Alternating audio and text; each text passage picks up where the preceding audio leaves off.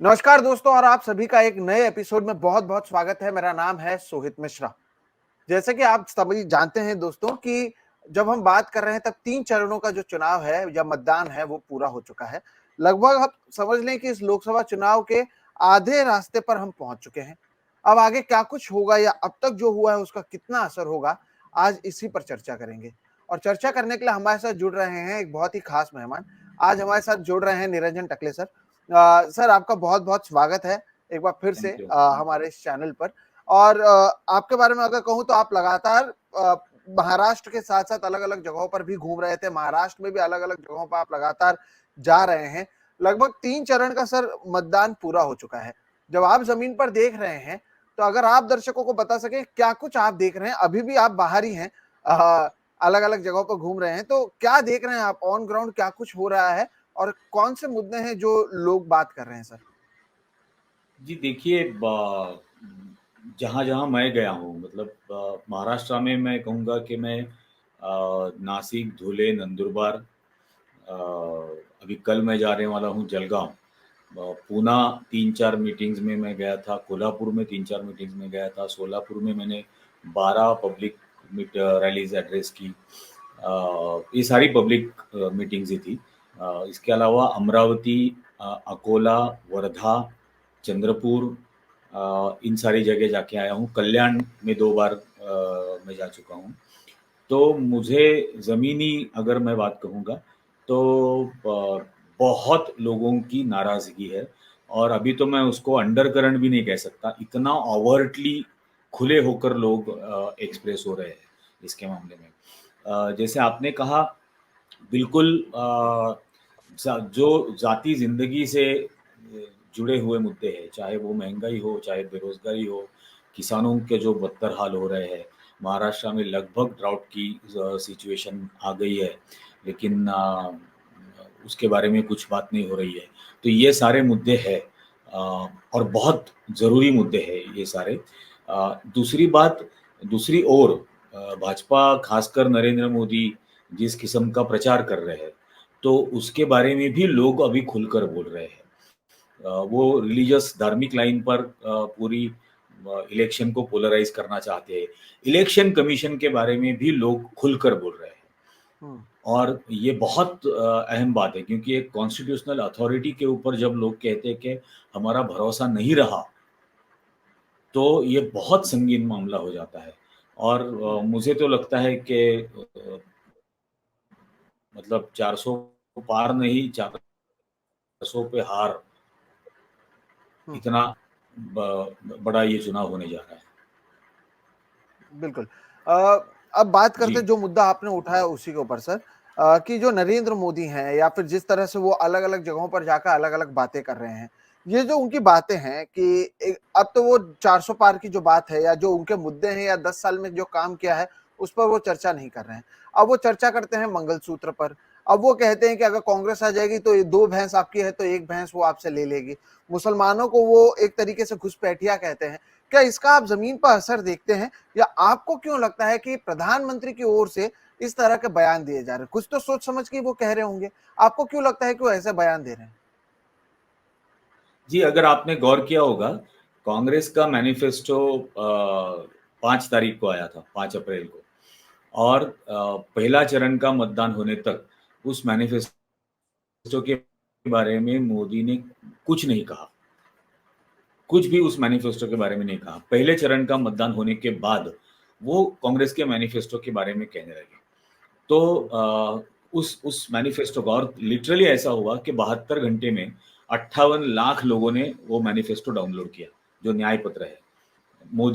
मोदी जी ने उसके खिलाफ बात करने के बाद और पूरा डिस्कोर्स पहले चरण के मतदान के बाद नरेंद्र मोदी के आप सारे स्पीचेस निकाल के देखिए, वो मछली है, मटन है, मुसलमान है, मंगलसूत्र है या मुस्लिम लीग है।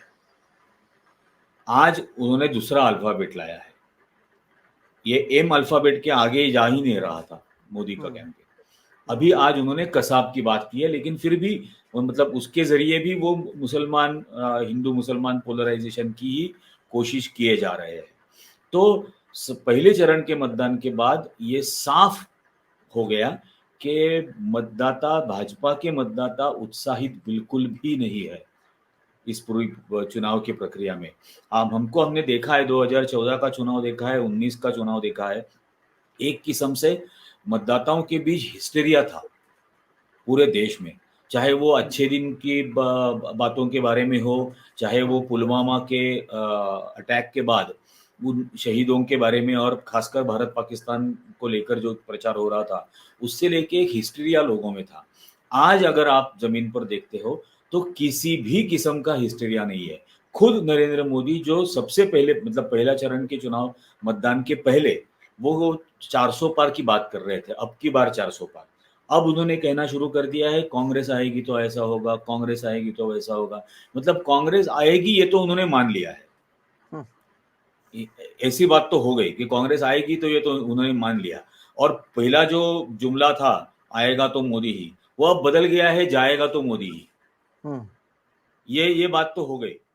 लेकिन अब वो पोलराइज करने के लिए इस किस्म की बहकी बहकी बातें कर रहे हैं। और मुझे तो लगता है, मतलब वो अभी इतना कॉमिक होने लगा है कि वाराणसी में चुनाव लड़ने जा रहे वो स्टैंड अप कॉमेडियन है श्याम रंगीला, वो अभी उनसे कॉम्पीट करने लगे हैं लिटरली। आज मतलब आपकी 2 भैंसें होगी तो एक भैंस निकाल लेंगी। ये 55 साल कांग्रेस यहाँ पर सत्ता में थी, ऐसा तो कभी हुआ नहीं है।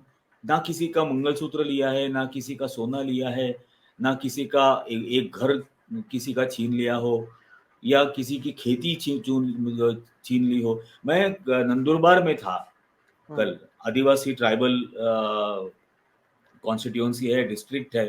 भारत का पहला आधार कार्ड ये नंदुरबार में दिया गया था।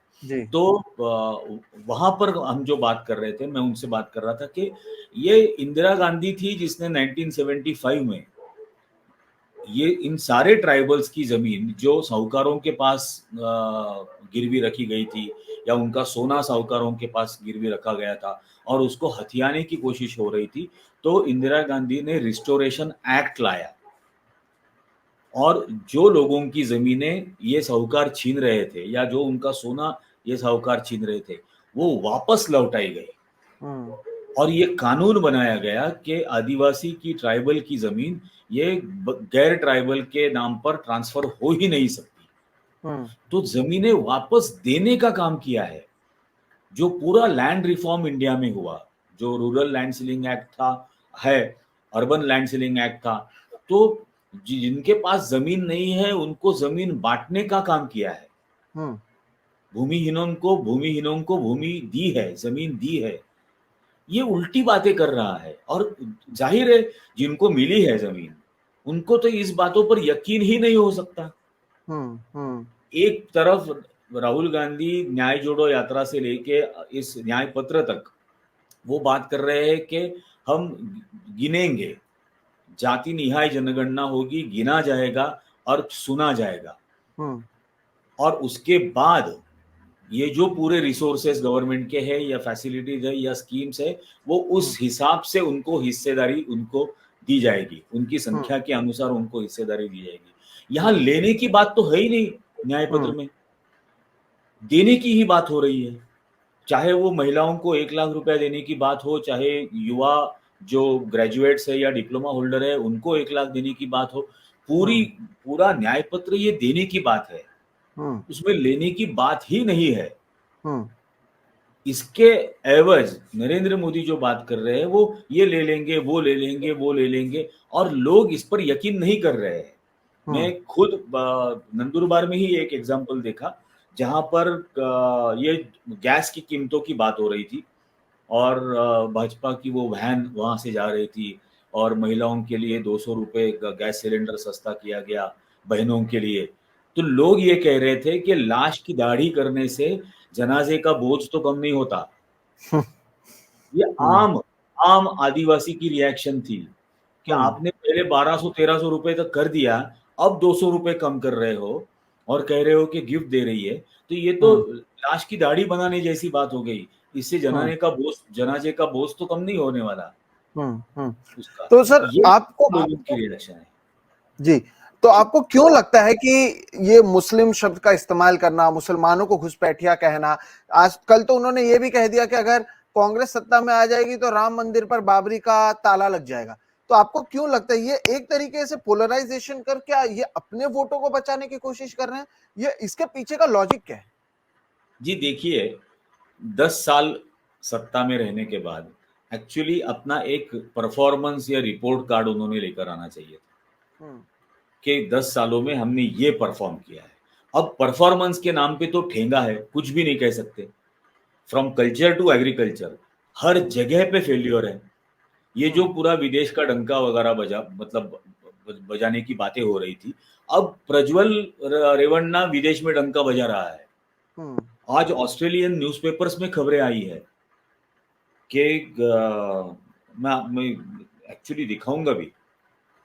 ये देखो, ये द ऑस्ट्रेलियन में आई हुई खबर है हम्म हम्म हम्म और वो कहती है Narendra Modi knew his ally was a mass rapist. हम्म दूसरी एक खबर है Indian PM has links to mass rapist. हम्म ये ये विदेश की डंका बज खबरें। रहा है। हम्म तो कहीं भी बता नहीं सकते कि हमने परफॉर्मेंस क्या किया है। और दूसरी तरफ ये सारा जो अन्याय 10 साल में हुआ है ये भाजपा को पूरी तरह से मालूम है कि इस देश की हर फैमिली को उन्होंने दुख दिया है, चाहे वो खुद भाजपा के सदस्य की फैमिली क्यों ना हो। हम्म हर फैमिली को कुछ ना कुछ दुख दिया है, तकलीफ दी है, परेशानी दी है और इसलिए वो परफॉर्मेंस के नाम पर वोट मांग ही नहीं सकते। अब ये हम्म बहुत डेस्परेट एक्ट भाजपा किए जा रही है कि हिंदू मुस्लिम नाम पर पोलराइजेशन करे और हम्म अपनी जो बची खुची वोट बैंक है जो उनकी ओरिजिनली 18-19% के आसपास रहती थी हम्म 2009 के चुनाव तक, वो 18-19% वोट बैंक किसी तरह से बचे, उसके लिए ये डेस्परेट कोशिश की जा रही है। जी। अगर बात करें तो एक तरफ अगर भारतीय जनता पार्टी की ओर से ये कहा जाता है कि कांग्रेस अगर आएगी तो वो मुस्लिमों को सब कुछ दे देगी या जो सारी चीजें हमने देखा कि चुनाव आयोग की ओर से कुछ नहीं कहा जा रहा है, तो वहीं कांग्रेस हो या फिर विपक्ष के लोग हैं वो ये कहते हैं कि अगर भारतीय जनता पार्टी वापस सत्ता में आती है तो ये शायद आखिरी चुनाव हो, संविधान जो है उस पर एक खतरा है। ये क्यों लगता है आप लोग, आपको क्यों लगता है कि ऐसा कहा जा रहा है कि अगर नरेंद्र मोदी फिर से आ जाते तो ना ही चुनाव होंगे, संविधान बदला जाएगा? क्या ये बातों में तथ्य हैं? इसे लेकर भी अगर जनता को आप बता सके सर। जी देखिए, ये पहली बार ये जो स्लोगन दी थी भाजपा ने 400 पार की, तब तो किसी ने कुछ नहीं कहा था। लेकिन 400 पार की स्लोगन देने के बाद पहले भाजपा के फॉर्मर मिनिस्टर अनंत कुमार हेगड़े ने कर्नाटका में ये कहा कि 400 हम्म पार होने के बाद हम संविधान बदलेंगे और ये लगातार लोग कहते गए। ये हम्म राजस्थान के एक कैंडिडेट ने कहा, ये आई थिंक उत्तर हरियाणा, प्रदेश में भी एक ने कहा उत्तर है। प्रदेश के कैंडिडेट्स ने कहा, फिर हम्म आरएसएस के दत्तात्रेय होसबले ने कहा कि हम्म हम संविधान बदलेंगे। हम्म पंकजा मुंडे का वीडियो वायरल हो गया कि संविधान हम्म बदलेंगे। महादेव जानकर का स्टेटमेंट आ गया कि संविधान बदला जाएगा। हम्म अब इसके बाद ये जायज है कि खुलकर उनके लोग कह रहे हैं कि संविधान बदला जाएगा। हम्म और हमने आज तक जो 10 सालों में देखा है, एजुकेशन इंस्टीट्यूशंस हो या हेल्थ केयर फैसिलिटीज हो, वो किस तरह से प्राइवेटाइज की जा रही है। पुणे का गवर्नमेंट का हॉस्पिटल ससून हॉस्पिटल, जहां गरीब अपनी डिलीवरी से लेके मतलब कई सारी इलाज के लिए वहां पर जाते थे, उस ससून हॉस्पिटल को प्राइवेटाइज किया गया। हम्म ये लोगों ने देखा है। हम्म अब गुजरात के सारे गवर्नमेंट हॉस्पिटल्स प्राइवेटाइज किए। अहमदाबाद का गवर्नमेंट हॉस्पिटल जो एशिया का सबसे बड़ा हॉस्पिटल कहा जाता था सरकार का, उसको अडानी को दे दिया। हम्म अब वहां पर पैसे भरे बिना टेस्ट भी नहीं होती है, हम्म उसका डायग्नोसिस भी वहां पर नहीं किया जाता है, ओपीडी में भी नहीं जा सकता है पैसे दिए बिना। तो इस देश का गरीब जाएगा कहाँ? हम्म जब आप एजुकेशनल इंस्टीट्यूशंस की बात करते हो, वहां पे आपने पूरा प्राइवेटाइजेशन करके फीस स्ट्रक्चर बदल दिया, ताकि दलित समुदाय के विद्यार्थी वहां पर जा ही नहीं पाए। हम्म इसके अलावा नरेंद्र मोदी ने पार्लियामेंट के अंदर खुद कहा कि वो जातिगत आरक्षण के खिलाफ है। पुना का गवर्नमेंट का हॉस्पिटल ससून हॉस्पिटल, जहां गरीब अपनी डिलीवरी से लेके वो फीस स्ट्रक्चर ही उनको अफोर्डेबल नहीं रहेगा। इसके अलावा नरेंद्र मोदी ने पार्लियामेंट के अंदर खुद कहा कि वो जातिगत आरक्षण के खिलाफ है। हम्म और बिल्कुल नहीं चाहते जातिगत आरक्षण हो, नौकरियों में तो बिल्कुल नहीं हो। हम्म तो इसके बाद ये नैरेटिव शुरू हुआ या ये एलिगेशन शुरू हुए कि भाजपा इस चुनाव के बाद आरक्षण निकाल देना चाहती है और संविधान बदलने की बजाय वो हटाया ही नहीं जा सकता, क्योंकि that is a constitutional right hmm reservation का। हम्म तो हम्म संविधान उनको बदलना होगा हम्म रिजर्वेशन निकालने के लिए। इसलिए ये एलिगेशन शुरू हो गए कि भाजपा ये संविधान बदलेगी। सर, क्योंकि आपसे हम लगातार इस मुद्दे पर बातचीत करते आए हैं, एक तरीके से क्या ये एक आरएसएस आइडियोलॉजी रही है, या फिर इसके अगर इतिहास में जाएं संविधान को लेकर, और ये जिस पार्टी या जिस बैकग्राउंड से आते हैं, तो पहले भी तो जब ये संविधान की बात की गई थी तब भी तो उसमें कहा गया था कि मनुस्मृति या मनुवाद नहीं है, जो मनुवाद है वो उसका हिस्सा नहीं है। तो क्या ये उसी तरफ जाने की इनकी कोशिश है, क्योंकि उनके नेता भी कह रहे हैं? आप इसे किस तरह से देखते हैं? 100% ये मतलब आजादी के बाद पहले दिन से उनका ये एजेंडा रहा है। पहले दिन से 14 अगस्त 14 अगस्त 1947 को ऑर्गेनाइजर, ये जो आरएसएस का एक माउथपीस है, उसमें गोलवलकर ने खुद लिखा था कि ये तिरंगा हमें मंजूर नहीं है, हिंदुओं को मंजूर नहीं है, क्योंकि 3 रंगों का इकट्ठा आना ही अशुभ बात है, तो हम इस तिरंगे का स्वीकार नहीं करेंगे। 26 नवंबर हम्म 1949 को जब संविधान ये बनाया गया और बाद में 1950 को वो एक्सेप्ट कर लिया गया, उस वक्त ऑर्गेनाइजर में उन्होंने ही लिखा था कि ये संविधान हमें मंजूर नहीं है, ये दुनिया भर के संविधानों से अलग अलग लाया हुआ ये एक विदेशी संविधान है, कट पेस्ट किया हुआ, तो ये हमें मंजूर नहीं होगा। उसमें ओरिजिनल मनुस्मृति की झलक ही उसमें नहीं है, और मनुस्मृति ही संविधान इस देश का, दुनिया का पहला संविधान ये मनुस्मृति था, और हम्म मनुस्मृति होते हुए हमें दूसरे संविधान की जरूरत नहीं है। ये मेरे सेंटेंसेस नहीं है, ये गोलवलकर और सावरकर ने कहा है उस वक्त। और तब से आज तक अटल बिहारी वाजपेयी जब प्राइम मिनिस्टर थे, तब उन्होंने संविधान संशोधन की एक समिति बनाई थी। तो खुद वाजपेयी ने भी इसकी शुरुआत की थी, संविधान संशोधन समिति बनाकर। नरेंद्र मोदी ने पहले तो 10 साल उसको डिस्कार्ड कर दिया, और आज उसको पूरी तरह से बदलने की कोशिश में वो लगे हैं। लेकिन आप देखते हैं कि जो नरेंद्र मोदी या उनके रैलीज की अगर बात करें, तो ये जो नारे थे अब की बार 400 पार, वो नहीं लग रहे हैं। अब वो मोदी की गारंटी भी नहीं कहने लगे हैं, और सीधे तरीके से हिंदू मुस्लिम के अलावा कुछ नहीं, 10 साल में क्या क्या उस पर भी बातचीत नहीं। क्यों ये मोदी की गारंटी को निकाल दिया, या क्यों ये 400 पार को निकाल दिया? आप इसकी वजह क्या मानते हैं?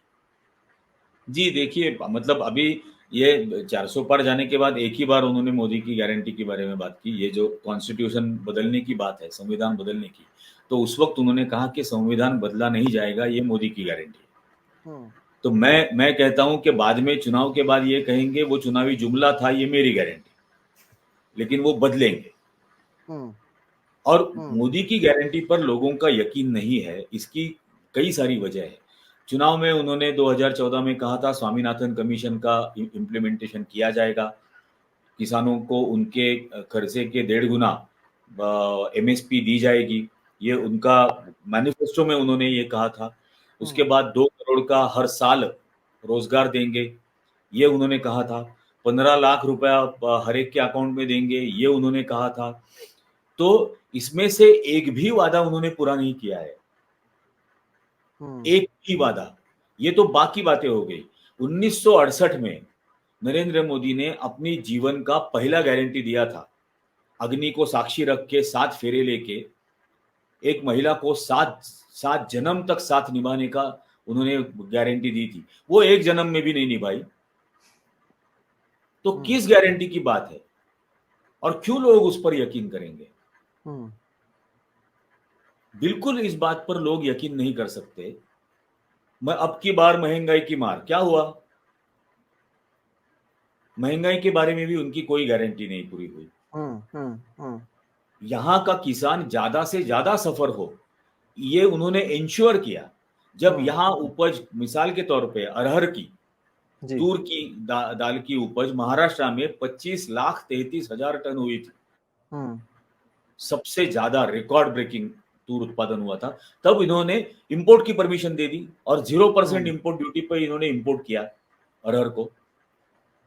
तो यहाँ के किसानों को मारा गया है हर बार। मैं नासिक से आता हूँ, हमारे यहाँ भारत की रिक्वायरमेंट की, भारत की जितनी प्याज। जरूरत है उस जरूरत की 74% प्रोड्यूस प्याज की नासिक में होती है।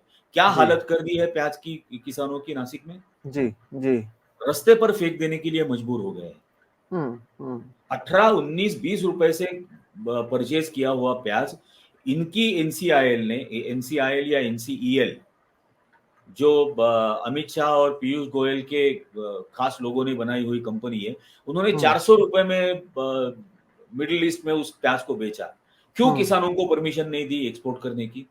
हम्म महाराष्ट्र के किसानों को एक्सपोर्ट की परमिशन नहीं, उसके बाद गुजरात के किसानों को आप एक्सपोर्ट करने की परमिशन देते हो, और फिर हम्म देवेंद्र फडणवीस झूठ बोलते हैं कि 99,150 टन प्याज एक्सपोर्ट करने की परमिशन दी गई। असल में वो मार्च से लेके मई तक जो हम्म, एक्सपोर्ट हुआ है उसी प्याज, को ये उसकी हाँ फिगर बता रहे थे। कोई नई हाँ। परमिशन नहीं दी थी। हम्म और हम्म अब किसान, मतलब वो उतने अनपढ़ नहीं रहे, उनके बच्चे देखते हैं, उनके फोन पर वो देखते हैं कि परमिशन नहीं आई है। रूरल हम्म एग्रीकल्चर ऑफिसर्स हर जगह पर रहे, वो एग्रीकल्चर ऑफिसर बताते हैं कि एक्सपोर्ट परमिशन की कोई कागज हमारे पास नहीं आया है। तो हम्म किसानों को फंसाया, महिलाओं को फंसाया, बेरोजगार युवाओं को फंसाया, या एमएसएमई इंडस्ट्रीज को फंसाया। हम्म महाराष्ट्र जैसी जगह पर 50,000 से ज्यादा एमएसएमईज बंद हो गए। वो जो हम्म अनएम्प्लॉयड हो गए, हम्म वो क्यों करेंगे यकीन इनकी गारंटी पर? हम्म। ठीक सर, ये लेकिन सारी आप बात। जो कह रहे हैं ये तो मुद्दे हैं, और ये तो हम भी जमीनी स्तर पर, खास तौर पर ग्रामीण इलाकों में गए तो वहां पर देखा गया। लेकिन दूसरी तरफ अगर बात करें, जैसे महाराष्ट्र की आपने बात की या देश की बात करें, सूरत में इन्होंने जैसे चुनाव नहीं होने दिया, इंदौर में हमने देखा इन्होंने क्या किया, नीतीश कुमार को अपनी तरफ ले लिया, कई सारे जो नेता हैं उस तरफ चले गए। महाराष्ट्र में हम देखते हैं एकनाथ शिंदे उनके साथ चले गए, अजित पवार चले गए, अब राज ठाकरे चले गए। तो नंबर वाइज ये भी तो देखा जाएगा कि वो जितने लोगों को ले सकते हैं वो ले रहे हैं, तो इसके जरिए वो वोटों को अपनी तरफ खींचने की कोशिश नहीं करेंगे? नहीं, उससे क्या, मुझे नहीं लगता उससे वोटर उनके पास आएंगे। देखिए, हम्म नरेंद्र मोदी ने इंडियन आर्मी में अग्निवीर योजना लाई, हम्म बराबर है। देवेंद्र फडणवीस ने महाराष्ट्र में राजनीति में अग्निवीर लाई, और एकनाथ शिंदे, अजित पवार, राज ठाकरे, ये देवेंद्र फडणवीस के अग्निवीर है। हाँ और आर्मी में, सेना में एक अग्निवीर को 4 साल मिलते हैं, यहाँ तीनों को मिला के 4 साल मिलेंगे, हम्म हम्म जिसमें से हम्म ऑलरेडी 3.5 साल हो गए दोनों के हम्म मिलाकर। तो अब हम्म खत्म हो जाएगा।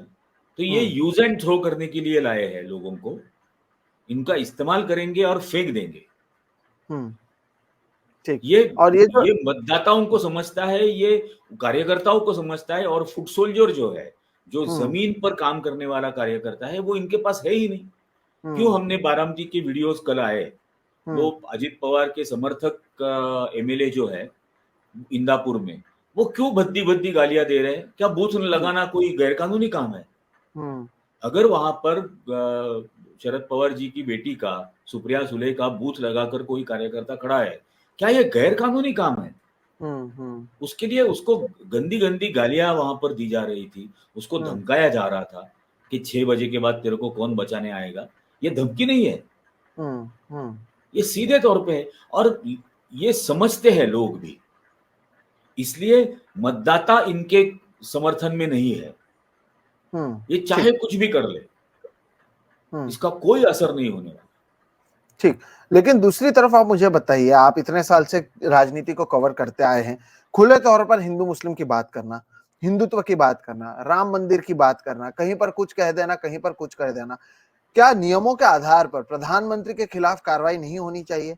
हमने हाल ही में देखा कि जैसे उनके जो सोशल मीडिया पर पोस्ट आते हैं, राहुल गांधी को एक तरीके से बताया जाता है कि वो केवल मुसलमानों के लिए काम कर रहे हैं, या फिर 25 करोड़ मुसलमानों को ही इस देश में घुसपैठिया एक तरफ प्रधानमंत्री बोलते हैं, फिर एक न्यूज चैनल में जाके कहते हैं कि मुसलमानों को हमें समझना चाहिए, हमें एक मौका देना चाहिए। क्या प्रधानमंत्री के ऊपर या उनके नेताओं के ऊपर कोई कार्रवाई नहीं होनी चाहिए, चुनाव आयोग ने अपना काम सही से किया है, नहीं किया है, इसके बारे में भी आप बताएं सर। देखिए, प्रधानमंत्री तो मतलब ये कॉन्स्टिट्यूशन में आर्टिकल 51 ए जो है, जो कॉन्स्टिट्यूशनल ड्यूटीज बताता है, और कॉन्स्टिट्यूशनल ड्यूटीज में ये पहली जिम्मेदारी है कि देश में धार्मिक सौहार्दता, कम्युनल हार्मनी, ये बनी रहे और उसको बढ़ावा दिया जाए। ये कॉन्स्टिट्यूशनल ड्यूटी है आर्टिकल 51 ए की।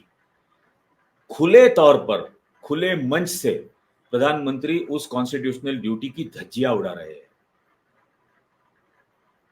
सबसे पहले मतलब मैं इलेक्शन की कोड ऑफ कंडक्ट की बात ही नहीं कर रहा हूं, मैं कॉन्स्टिट्यूशनल ड्यूटी की बात कर रहा हूं।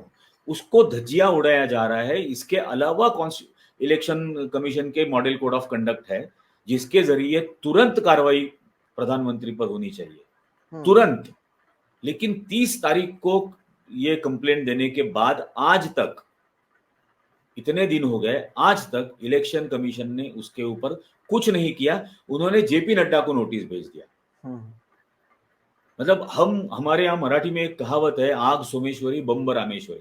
क्या आग लगी है सोमेश्वर में, आप फायर ब्रिगेड भेज रहे हो रामेश्वर।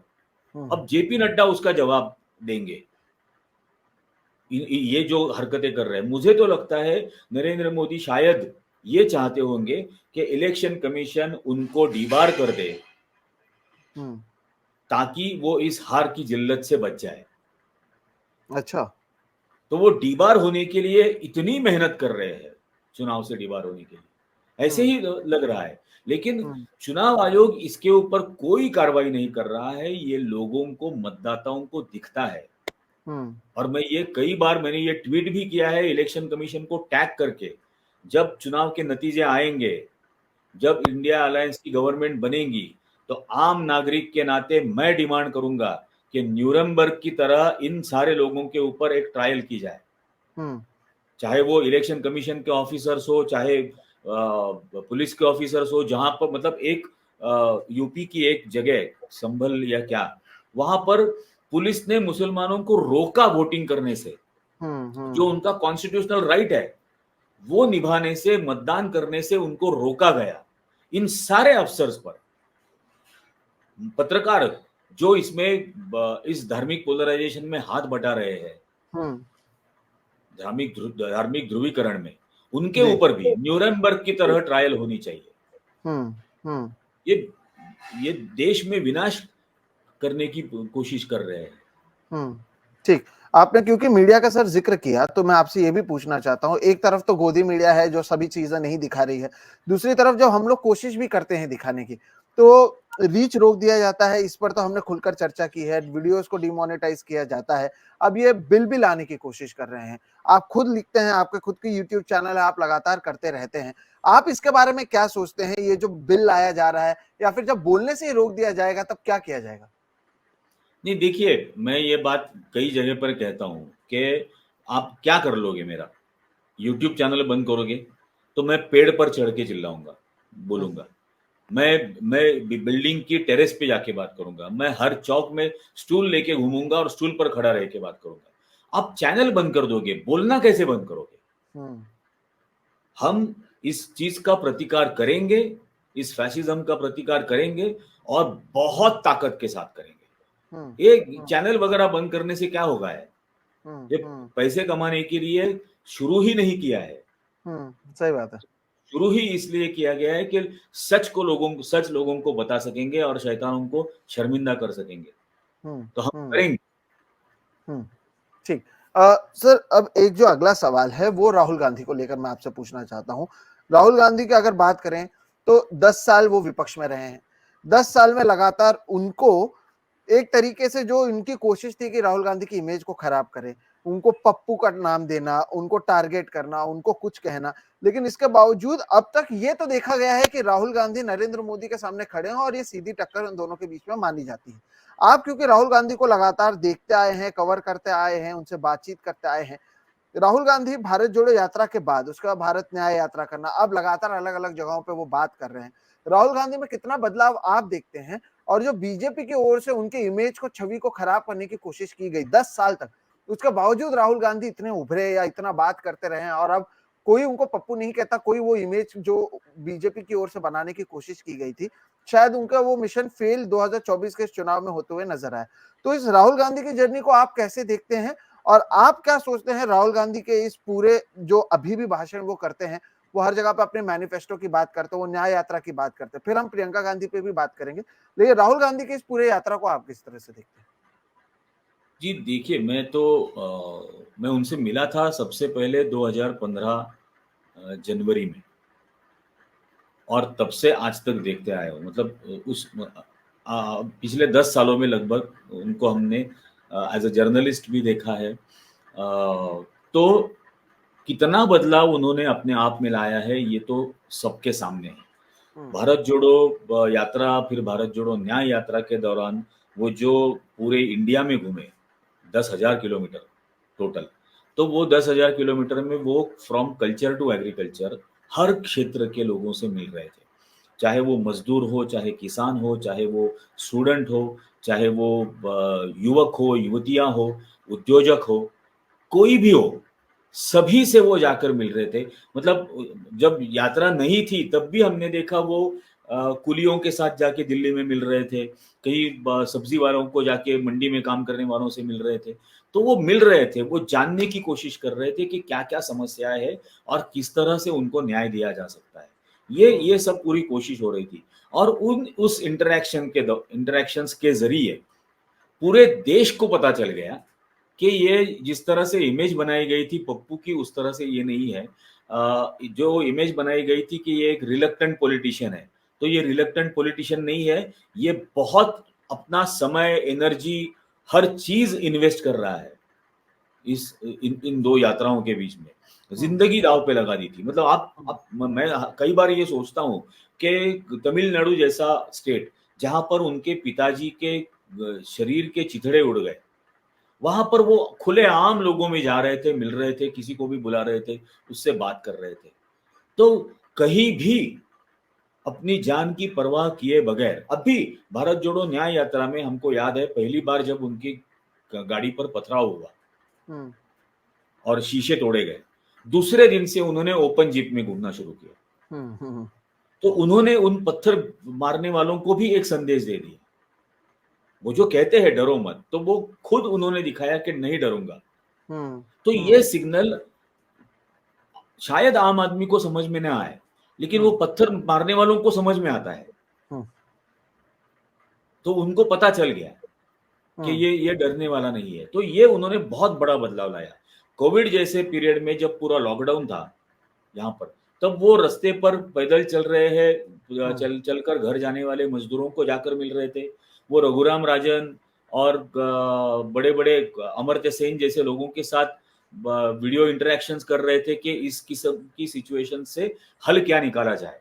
जी तो वो हल ढूँढने की कोशिश तब से कर रहे हैं, और वो हल ढूँढने की कोशिश उनकी अभी इस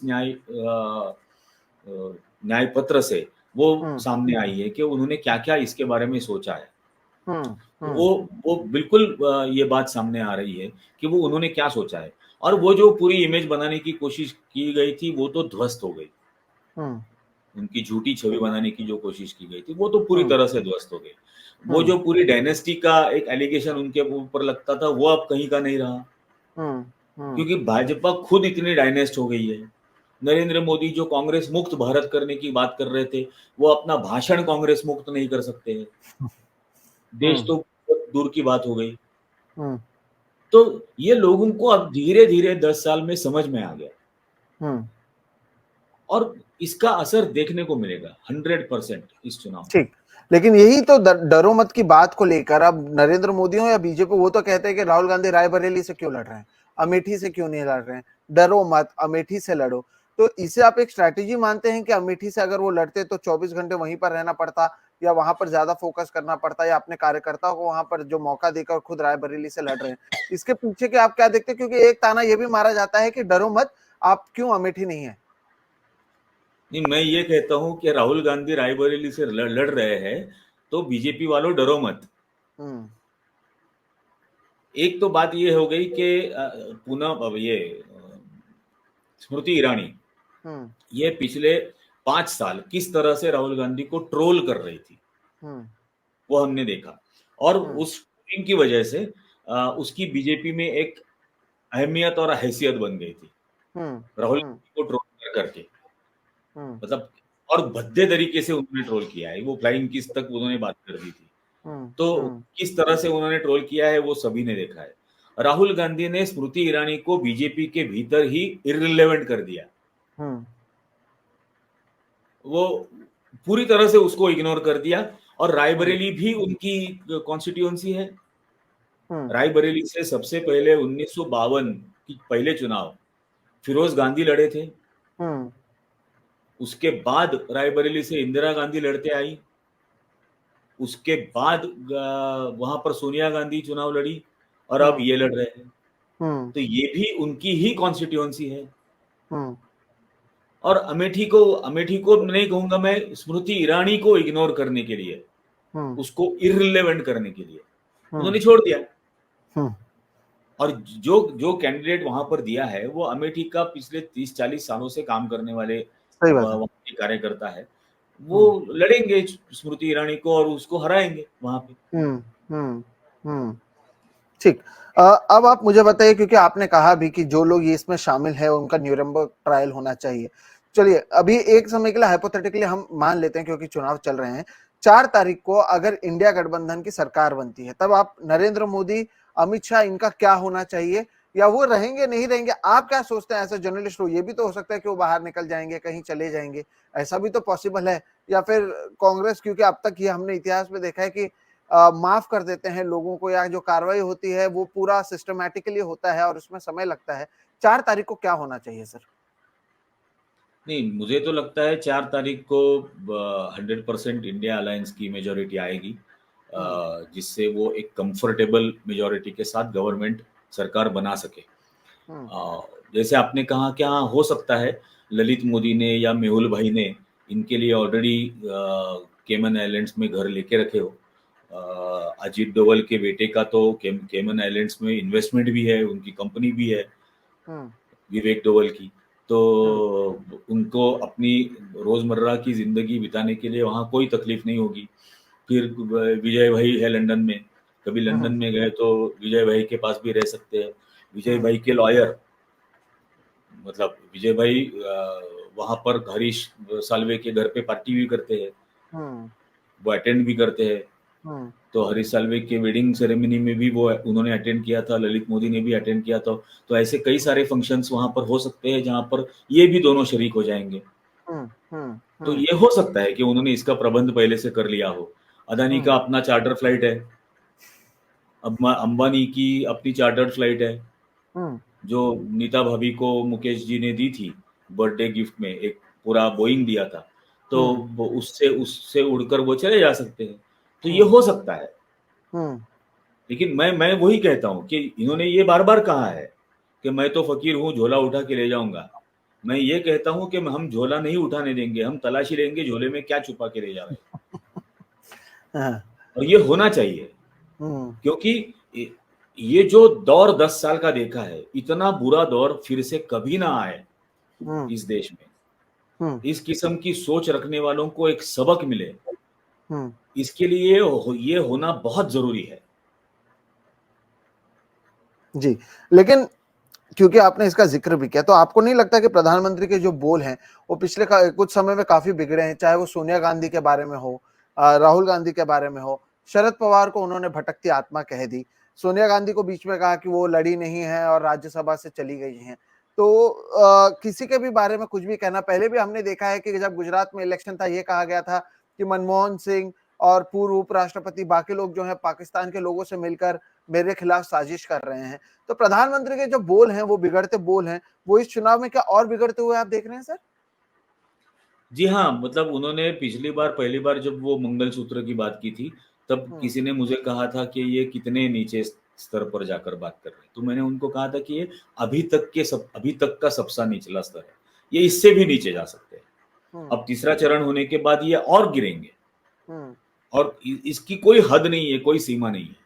हम्म जो एक शहीद की विधवा को कांग्रेस की विधवा कह सकते हैं, जो 55 करोड़ की गर्लफ्रेंड कह सकते हैं, हम्म सुनंदा पुष्कर को, शशि थरूर हम्म, हम्म, की दिवंगत पत्नी के बारे में, पत्नी, हाँ। ये कुछ भी कह सकते हैं। हम्म, इन्होंने जर्सी गाय कहा है, हम्म, इन्होंने रेणुका चौधरी को शूर्पणखा कहा है। तो महिलाओं के बारे में इनके मन में कतई सम्मान नहीं है, हम्म, कतई नहीं। ना वो जसोदाबेन के बारे में था, ना है, हम्म, ना इन बाकी सारी महिलाओं के बारे में है। हम्म, वहां नग्न की गई आदिवासी महिलाओं के पास जाकर उनका दुख बांटने की इनमें ये नहीं है, शराफत हम्म, नहीं है। वहां हम्म, पर जाके मणिपुर जैसे जगह पे हम्म, महिला पहलवानों के साथ जो कुकर्म करने वाला आदमी था, वो तो इनके बगल में बैठा था। उसके बेटे को संसद का टिकट जब दे दी। उद्घाटन, हाँ, तो इनके मन में महिलाओं के लिए कई कतई सम्मान नहीं है। हम्म, हम्म, और ये वही मनुवादी सोच है हम्म, कि महिलाओं को थर्ड या फोर्थ रेट सिटीजन समझना, यही इससे प्रतीत होता है इनके बिहेवियर हम्म, से। हम्म, अब चुनावी जरूरत है, वोट मांगने पड़ते हैं, इसलिए वो कुछ ना कुछ महिलाओं के बारे में बात करते हैं। अदरवाइज हम्म, इनके मन में महिलाओं के बारे में बिल्कुल सम्मान नहीं है। इनका स्तर और नीचे गिरता जाएगा। हम्म, और ये जी। लोग देश के और दुनिया के लोग ये देखेंगे क्या? जो बाइडेन को उनकी एम्बसी साइफर्स नहीं भेज रही है कि हम्म, किस किस्म हम्म, से कैंपेन हो रहा है। हम्म, हर हम्म, एक देश का यहाँ पर एम्बेसडर है या हाई कमिश्नर कमिश्नर है, वो साइफर्स भेजते हैं रोजाना। भारत में क्या हो रहा है, क्या वो हम्म, बता नहीं रहे होंगे? हम्म, इस लार्जेस्ट डेमोक्रेसी का स्तर कितने ऊंचे स्तर पर आ गया है, हम्म, ये दुनिया को पता चल रहा है। हम्म, और लेकिन अब नंगे से खुदा डरता है। हम्म, बिल्कुल। अब मेरा आखिरी सवाल यह है, आप क्योंकि लगातार घूम रहे हैं, आप लगातार कर रहे हैं, ये जो मुद्दे हैं, कसाब का मुद्दा, मंगलसूत्र का मुद्दा, मुसलमान का मुद्दा एक तरफ, आप बात कर रहे हैं महंगाई की, आप बात कर रहे हैं बेरोजगारी की, आप कह रहे हैं कि महाराष्ट्र में सूखा पड़ा है, तो लोगों के जो मुद्दे हैं, क्या हमने पिछले बार भी देखा था 2019 में कुछ चीजें बदल गई, कहीं पर कोई ऑपरेशन हो गया, कहीं पर कुछ हो गया, फिर उसके नाम पर वोट मांगा गया। अब भी तो यही कर रहे हैं कि राम भगवान के नाम पर वोट मांगते हैं, परसों चले भी गए थे वो वहां पर, कभी किसी दूसरे के नाम पर। यहाँ पर तो देवेंद्र फडणवीस ने कहा कि कम से कम जो लस दे दिया या जो वैक्सीन दे दिया, कम से कम उसके नाम पर ही तुम वोट दे दो। तो इनका जो लेवल है, ये तो किसी के भी नाम पर तो सर वोट मांग सकते हैं ना। तो चाहे डेवलपमेंट करे या ना करे, हमने देखा था कि जब माइग्रेंट क्राइसिस हुआ था और यहाँ से जो मजदूर चल के गए थे बिहार, उसके बाद वापस वहां पर भारतीय जनता पार्टी सत्ता में आई। तो इस बार ऐसा क्या अलग है, क्या ऐसा क्या अलग हो रहा है कि इस बार आपको लग रहा है कि जनता ऐसे बहकावों में नहीं फंस रही है? जी देखिए, दो बातें। एक तो मैं पहले वो सोने का भी थोड़ा सा बताना चाहता हूँ। जी। 2019 में, मतलब 1947 से लेके 2019 तक इस देश के लोगों ने सोना गिरवी रखकर बैंकों से लिया हुआ कर्जे की रकम थी 25,000 करोड़। हम्म, यह आरबीआई का डेटा है, उनकी वेबसाइट पर है। 25,000 करोड़ था। 2019 से लेके 2024 तक सोना गिरवी रख के उठाई हुई रकम ये बन गई है 1.25 लाख करोड़। हम्म, तो नरेंद्र मोदी ने खुद 5 सालों के भीतर इस देश के लोगों का 1 लाख करोड़ का सोना निकाल लिया है उनके हम्म, हाथों से। हम्म, हम्म, तो सोने का आरोप तो मोदी ना ही करे तो अच्छा है। हम्म, जो आप कह रहे थे कि हाँ ये वोट मांगेंगे, ये वैक्सीनेशन के नाम पर मांगेंगे, हर चीज पर ये वोट मांगेंगे। तो मेरा इतना ही कहना मानना है इसमें कि इसके बाद जो चुनाव हुए उसमें वो चुन के आए, ये सभी ने देखा। लेकिन हम्म, उस वक्त बीजेपी को मिले हुए वोट्स थे 37 या 33%, हम्म, हम्म, और एज अगेंस्ट 63% दूसरे वोट्स जो थे वो हम्म, बटे हुए थे। हम्म, हम्म, लखीमपुर खीरी में जो चुनाव हुआ, उस वहां पर समाजवादी पार्टी का कैंडिडेट था, वहां बीएसपी का कैंडिडेट था, वहां कांग्रेस का कैंडिडेट था, हम्म, और इनमें वोट्स बढ़ गए थे। आज वो अपोजिशन के 60% वोट्स इंडिया अलायंस के जरिए इकट्ठा हुए हैं, और इसीलिए ये बौखला गए हैं हम्म, कि सारी मैनिपुलेशन, चाहे वो कैंपेन की हो, चाहे वो वोटिंग की हो, सारी मैनिपुलेशन डिफीट हो जाएगी अगर हम्म, 60% अपोजिशन के वोट्स इकट्ठा आ गए तो। और इसलिए ये बहकी बहकी बौखलाई हुई बातें कर रहे हैं। अब हम्म, वैक्सीनेशन का तो मतलब आपको भी याद होगा, वैक्सीनेशन के साइड इफेक्ट के बाद सुप्रीम कोर्ट में कुछ लोगों ने पिटीशन की थी कि उनको मुआवजा दी जाए। उनको साइड हम्म इफेक्ट्स हुए, हम्म कॉम्पेंसेशन मिले, तो उसके ऊपर सुप्रीम कोर्ट में भारत सरकार की तरफ से मुकुल रोहतगी ने एफिडेविट फाइल किया और उन्होंने हम्म कहा कि वैक्सीनेशन ये स्टेट गवर्नमेंट्स ने किया है, इससे केंद्र सरकार का हम्म कुछ लेना देना नहीं है। हम्म अब केंद्र सरकार का कुछ लेना देना नहीं है तो क्यों वैक्सीनेशन पर देवेंद्र फडणवीस वोट मांग रहा है? हम्म और केंद्र हम्म सरकार का वैक्सीनेशन पर से लेके कुछ लेना देना नहीं है, तो मेरे और आपके सर्टिफिकेट पर इस आदमी की शक्ल क्यों है? हम्म हम्म कोई जरूरत हम्म नहीं है। हम्म तो ये अब जिम्मेदारी लेने से बचने की कोशिश कर रहे हैं, लेकिन जितनी कोशिश कर रहे हैं उतने खुद फंसे जा रहे हम्म हैं। हम्म, समझ और रहा हूँ। ये डिवीजन ऑफ वोट्स ना होना, हम्म ये इस बात से पूरा चुनाव का रिजल्ट बदल जाएगा। ठीक। बहुत बहुत शुक्रिया हर बार की तरह सर, ना कि आपने केवल समझाया कि जमीनी मुद्दे क्या हैं, आपने ये भी बताया कि कैसे हालात बदले हैं, हालात बिगड़े हैं भारतीय जनता पार्टी के लिए। आप लगातार अलग अलग जगहों पर जा रहे हैं, बेबाकी से बात कर रहा हूँ। आपकी ये जो बात कि जरूरत पड़ी तो पेड़ पर भी चढ़ जाएंगे या फिर बिल्डिंग के ऊपर भी चढ़ जाएंगे, लेकिन जो सच है वो बोलेंगे, मुझे लगता है यही जी, आज की जरूरत है। और जो भी है जो सच बोलेगा, शायद उसे ही लोग याद रखें कि ऐसे समय जब कोई नहीं बोल रहा था तब ये लोग सच बोल रहे थे। और ये तो हमने आपको तब से बोलते देखा है, जज लोया की बात करें या उससे पहले की बात करें या उसके बाद की बात करें, आप लगातार तमाम मुद्दे उठाते रहे हैं। तो हर बार की तरह बहुत बहुत शुक्रिया सर, आप जुड़े, आपने थैंक यू। बातें बताई, और मुझे लगता है कि लोग भी ये बात समझेंगे कि मटन मछली मांस एक तरफ और जो मुद्दे हैं वो दूसरी तरफ, और जो झूठ कैसे फैलाया जा रहा है, क्या कुछ हो रहा है, इन सभी का खुलासा आपने किया है। बहुत बहुत शुक्रिया। दर्शकों, अगर वीडियो पसंद आया तो ना थैंक यू। केवल इसे लाइक करें, इसे दूसरों के साथ प्लीज साझा करें, और साथ ही साथ अगर अब तक चैनल को सब्सक्राइब नहीं किया तो वो भी कर लें। आपने खुद ने देखा कि हम कैसे कैसे मेहमानों को लाते हैं जो बेबाकी से अपनी बात ना केवल रखते हैं, बल्कि जो जमीनी हकीकत है, जो मुद्दों की बात है, वो आपके सामने लाते हैं। और वो करने के लिए निरंजन सर, फिर से बहुत बहुत शुक्रिया। Thank you. फिलहाल हम थैंक यू। दोनों में की तरफ से दर्शकों आप सभी को नमस्कार।